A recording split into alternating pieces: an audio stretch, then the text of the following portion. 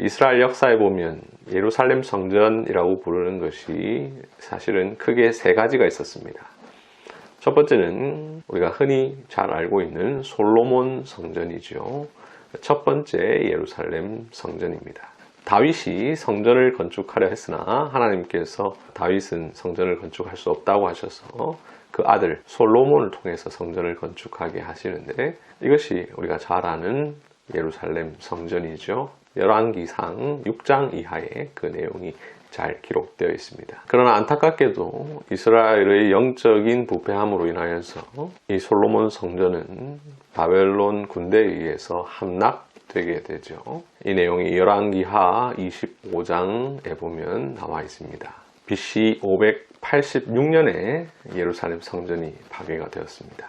이후에 이스라엘 백성들이 70년 동안 바벨론 포로 생활을 마치고 돌아와서 다시 예루살렘 성전을 재건하게 되는데, 이것을 우리는 앞에 있었던 성전과 구분짓기 위해서 스룹바벨 성전이라고 부르죠. 성경에 스룹바벨 성전 이렇게 명시적으로 언급되어 있지는 않지만 그 이전에 솔로몬에 의해서 건축된 성전과 구분하기 위해서 우리가 그렇게 부릅니다. 이스라엘 백성들이 바벨론으로 포로로 끌려간 뒤에 그 다음 바벨론이 망하게 되고 페르시아가 그 뒤를 잇게 되는데, 페르시아 왕 고레스 때에 고레스가 이스라엘 백성들을 다시 예루살렘으로 돌아갈 수 있게 해주고, 그때에 스룹바벨을 중심으로 성전을 건축하게 되는데, 그 내용이 에스라서에 보면 잘 기록되어 있죠. 이때 활동했던 선지자가 학개와 스가랴 선지자입니다. 그러나 안타깝게도 이 성전도 나중에 파괴가 되지요. 안티오쿠스 에피파네스라는 사람에 의해서 파괴가 되는데요. 안티오쿠스 에피파네스는 알렉산드로스 대왕 이후에 나뉘어진 헬라 제국 가운데에 시리아 지역을 다스리던 왕인데, 이 안티오쿠스 에피파네스는 유대 민족주의를 말살시키기 위해서 BC 168년에 하나님의 백성들이 예루살렘 성전에서 제사를 드리는 것을 방해하려고 합니다. 이를 위해서 성전의 번제단에 제우스 신상, 즉 그리스 시대의 신이죠. 제우스. 이 제우스 신상을 세우고 유대인들이 혐오하는 돼지를 제물로 바칩니다. 레위기 11장에 보면 유대인들은 돼지를 가증한 동물로 여기죠. 그런데 이 안티오쿠스 에피파네스는 의도적으로 예루살렘 성전에 돼지의 피를 흘리게 합니다. 이를 통해 유대인들을 조롱하지요.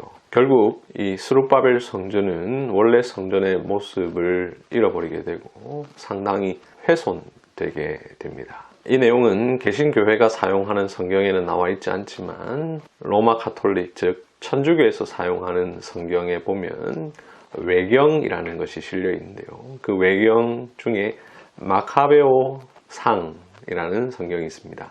마카베오 상, 마카베오 하, 마카베오 시대에 기록된 내용인 것으로 보는데요. 그 부분을 읽어보면 아주 자세하게 나와 있습니다. 자, 다음으로 세 번째 성전이 나타나게 되는데, BC 20년경에 헤롯 대왕이 성전을 다시 재건하게 되는데, 이 성전이 바로 예수님 시대에 있었던 성전입니다.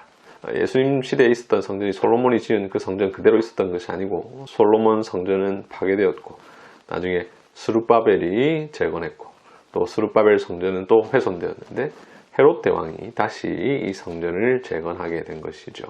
BC 20년경에 재건하기 시작한 이 성전은 겉모습은 약 9년 만에 어느 정도 완성이 되지만 완전하게 건축되는 것은 AD 63년경에 비로소 완공이 됩니다.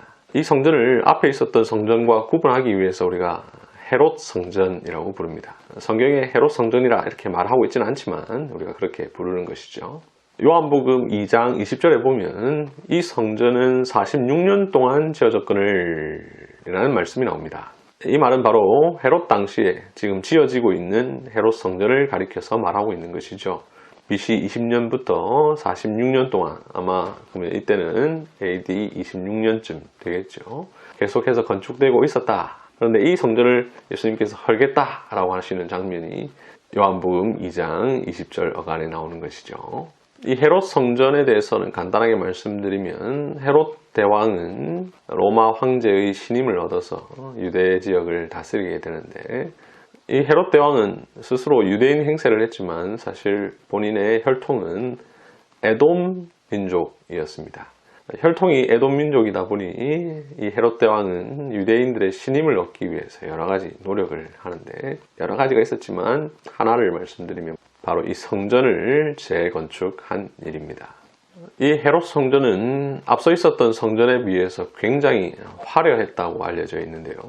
당시 고린도의 건축 양식을 따라 지어졌고, 그 면적도 솔로몬 시대의 성전에 비해서 약 2배에 가까운 면적을 갖고 있었고, 예루살렘 시가지의 약 6분의 1이 이 예루살렘 성전이 차지할 정도로 아주 위대한 성전으로 건축했다고 알려져 있습니다. 자, 그런데 이 성전이 다시 무너지게 되는 일이 발생하게 되는데, 이 예루살렘 성전이 파괴되는 일이 일어나게 된 발단은 로마의 제5대 황제인 네로가 다스리던 때에 유대 지역에 파송된 14대 총독 게시우스 플로루스라는 사람의 성전 헌금 착복 사건 때문인데요. 당시 유대에 파송된 총독들은 로마 황제의 환심을 사기 위해서 노력을 했는데, 이를 위해서 세금을 갖다 바쳐야 되는데 황제가 요구한 세금보다 더 많은 세금을 갖다 바치려고 했습니다. 이 14대 총독 게시우스 플로루스는 로마 황제에게 세금을 바쳐야 된다라는 명목으로 유대인들에게 많은 헌금을 요구했는데, 심지어 예루살렘 성전에 바쳐진 헌금까지 착복하는 사건이 발생하게 됩니다. 이 일은 유대인들을 경노하게 만들었는데요. 유대인들이 이 성전에 있는 헌금을 착복한 것으로 인하여서 이 총독을 규탄하는 일이 발생하자, 이 게시우스 플로루스는 예루살렘 시민들을 십자가에 처형하고 로마 군대로 하여금 이 예루살렘 도시를 마음대로 약탈할 수 있도록 허용을 해버립니다. 결국 대혼란이 발생하게 되죠. 플로루스가 유대인들을 무자비하게 진압하자 폭동이 일어나게 되는데요. 이 여파는 다른 지방으로 확대되게 되고, 이것을 진압하기 위해서 시리아의 총독인 게스티우스 갈루스가 로마 군대를 이끌고 직접 군사행동을 벌이게 됩니다. 하지만 반란군의 기습으로 패배하고 말죠. 네로 황제는 이 폭동이 다른 지역으로까지 급격하게 확산될 것을 굉장히 우려합니다. 그래서 당시 최고의 장군인 베스파시아누스에게 진압을 명령합니다. 이 베스파시아누스는 자기 아들인 티투스 장군과 함께 전쟁에 참여하게 되는데요. 하지만 AD 68년에 네로가 사망하게 되면서 이 전쟁은 잠시 중단되게 됩니다. 베스파시아누스는 로마로 돌아가서 자신이 황제가 되는데요. 그리고 나서 베스파시아누스는 아들 티투스에게 예루살렘 점령을 명령하게 됩니다. 마침내 티투스 장군은 예루살렘을 점령하는데요. AD 70년이었습니다. AD 70년에 예루살렘은 피비린내 나는 사륙이 전개되는데요. 바로 이때 예루살렘 성전이 완전히 무너지게 됩니다. 돌 위에 돌 하나도 남지 않고 다 파괴가 되는 것이죠. 당시 티투스 장군이 예루살렘을 점령할 때에 유대인들은 끝까지 저항을 하게 되고, 살아남은 유대인들은 마지막까지 저항을 하다가 AD 73년에 약 960명이 서로 자결하고, 그렇지만 결국 예루살렘은 완전히 점령되게 되고 예루살렘 성전은 파괴가 됩니다.